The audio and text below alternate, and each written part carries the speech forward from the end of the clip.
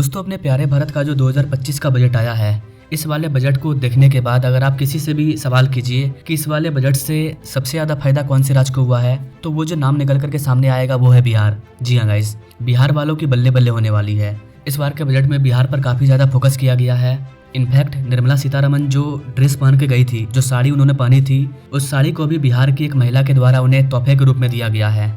और बजट वाले दिन उन्होंने उस साड़ी को पहना और पहन करके बताया उस साड़ी में जो कामकाज किया गया है वो बिहार की मिथिला के हस्तकला को दिखाता है, हाथों की कारीगरी है, जिसके लिए उस महिला को पद्मश्री का अवार्ड भी मिला था। तो एक तरफ निर्मला सीतारमन ने बिहार के कलाकारों को सम्मान दिया, वहीं दूसरी ओर उन्होंने भारत के सभी आम व्यक्तियों का झंझट खत्म कर दिया टैक्स देने का, आम व्यक्ति को टैक्स नहीं देना पड़ेगा। वहीं तीसरी ओर उन्होंने बिहार में बजट को लेकर के कई सारी चीज दिए हैं। आज के इस वीडियो में हम लोग इसी चीज पर डिस्कस करने वाले हैं कि बिहार को आखिर क्या क्या मिला, बिहार इतना चर्चा में क्यों है, सोशल मीडिया पर कहीं भी हर जगह, चाहे वो मीम हो चाहे वो रील्स हो, बजट आने के बाद बिहार की बल्ले बल्ले हो रही है। तो आइए जानते हैं बिहार चर्चे में क्यों है।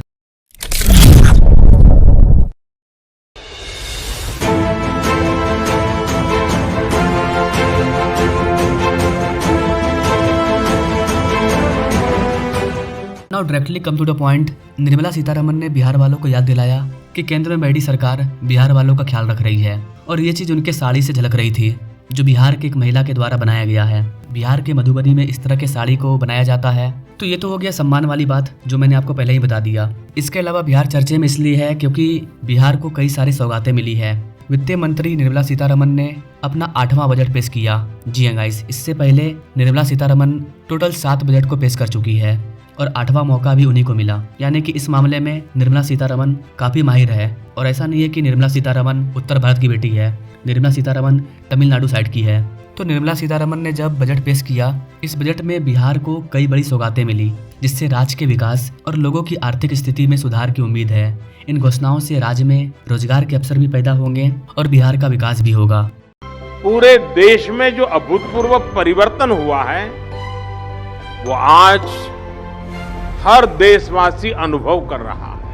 मतलब बिहार को वर्तमान में एक स्पेशल कैटेगरी में लेकर के चला जा रहा है। बिहार एक तरक्की की तरफ आगे बढ़ रहा है। अब अगर बात करें कि बिहार को कौन कौन सी सौगातें दी गई, तो गाइस सबसे पहला है ग्रीनफील्ड एयरपोर्ट की घोषणा। हमारी वित्त मंत्री ने घोषणा किया कि बिहार में ग्रीनफील्ड एयरपोर्ट बनाया जाएगा, जिससे राज्य में हवाई यातायात बढ़ेगा और कनेक्टिविटी बेहतर होगी।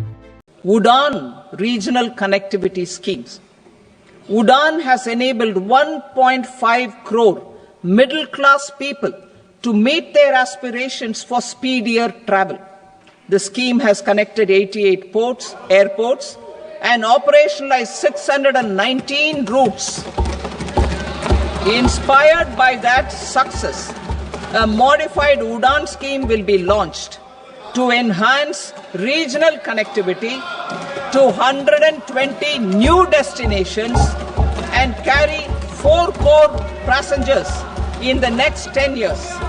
4 crore additional passengers in the next 10 years. The scheme will also support helipads and smaller airports in hilly, aspirational and northeast regional districts. Greenfield airports will be facilitated in Bihar to meet the future needs of the state. यह Patna airport और बिहट्टा में brownfield airport के विस्तार के अतिरिक्त है। मतलब बिहार में जो पहले से पटना एयरपोर्ट और बिहट्टा में जो ब्राउनफील्ड एयरपोर्ट बन रहा है वो तो अलग है। इसके अलावा उड़ान योजना की सफलता और आगे बढ़ाया गया है। बिहार में इंटरनेशनल एयरपोर्ट को भी बनाया जाएगा। कितने एयरपोर्ट को बनाया जाएगा इसको हम लोग आगे देखेंगे। अगला सबसे बड़ा घोषणा था IIT पटना की क्षमता का विस्तार किया जाएगा, जिससे छात्रों की संख्या बढ़ेगी और तकनीकी शिक्षा को मजबूती मिलेगी। IIT पटना के छात्रावास का भी विस्तार किया जाएगा।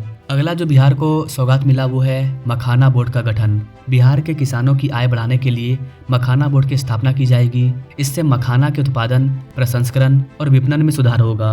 साथ ही देश के 100 जिलों के लिए कृषि क्षेत्र के लिए विशेष सहायता योजना से किसानों की आय को बढ़ाने के साथ ही देश की ग्रामीण अर्थव्यवस्था मजबूत होगी। Makhana board in Bihar. For this there is a special opportunity for the people of Bihar. A Makhana board will be established in the state to improve production, processing, value addition and marketing of Makhana. The people engaged in these activities will be organized into FPOs. The board will provide hand-holding and training support to Makana farmers and will also work to ensure they receive the benefits of all relevant government schemes. अगला जो सौगात मिला बिहार को वो है राष्ट्रीय प्रौद्योगिकी उद्यमिता और प्रबंधन संस्थान। पूर्वी क्षेत्र में खाद्य प्रसंस्करण गतिविधियों को बढ़ावा देने के लिए बिहार में राष्ट्रीय खाद्य प्रौद्योगिकी उद्यमिता एवं प्रबंधन संस्थान की स्थापना की जाएगी। इस पहल के दो प्रमुख परिणाम होंगे। पहला, इससे किसानों की उपज का मूल्य संवर्धन करके उनकी आय में वृद्धि होगी और दूसरा, इससे क्षेत्र के युवाओं के लिए कौशल, उद्यमिता और रोजगार के अवसर पैदा होंगे। वित्त मंत्री ने गरीबों को सशक्त बनाने पर अपने फोकस के तहत खाद्य प्रसंस्करण को समर्थन देने की सरकार की प्रतिबद्धता पर भी प्रकाश डाला। Support for food processing. In line with our commitment towards Purvodaya, we will establish a National Institute of Food Technology, Entrepreneurship and Management in Bihar. The institute will provide a strong fillip to food processing activities in the entire eastern region. This will result in 1. Enhanced income for the farmers through value addition to their produce, and 2. Skilling entrepreneurship and employment opportunities for the youth. अगला जो बिहार को सौगात मिला वो है पश्चिमी कोसी नहर परियोजना। पश्चिमी कोसी नहर परियोजना के लिए मिथिलांचल को सहायता मिलेगी।